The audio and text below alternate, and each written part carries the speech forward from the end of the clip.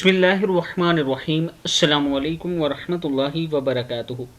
आबिद रज़ा channel की तरफ से आज मैं अपने दोस्तों को रसूलुल्लाह सल्लल्लाहु अलैहि व आलिहि वसल्लम का एक अमल बताऊंगा। हज़रत सुहेल बिन साद रज़ियल्लाहु ताला अन्हो फरमाते हैं कि एक औरत एक कपड़ा लेकर बारगाह रिसालत में हाजिर हुई और अर्ज़ की, या रसूलल्लाह सल्लल्लाहु अलैहि व आलिहि वसल्लम, ये मैंने आप सल्लल्लाहु अलैहि व आलिहि वसल्लम को पहनाने के लिए अपने हाथ से बुना है।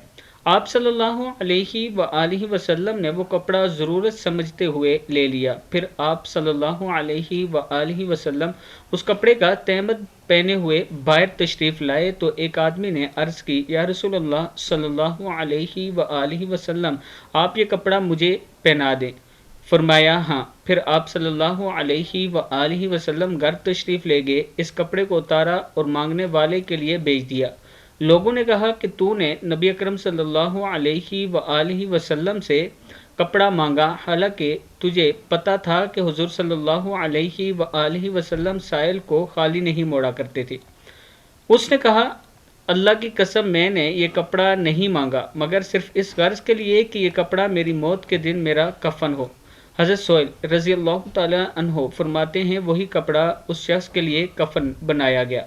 किताब का वाला ये नीचे मौजूद है, आप देख सकते हैं। इसके साथ ये ऑनलाइन कुरान अकेडमी है जिसमें कुरान पाक पढ़ाया जाता है। इसके अलावा मसनून दुआएं सिखाई जाती हैं, नमाज, वज़ू, गुस्ल के मसाइल बताए जाते हैं। अगर कोई करना चाहता है तो ये नीचे नंबर मौजूद है, आप रब्ता कर सकते हैं। अस्सलामु अलैकुम वरहमतुल्लाहि वबरकातुहू।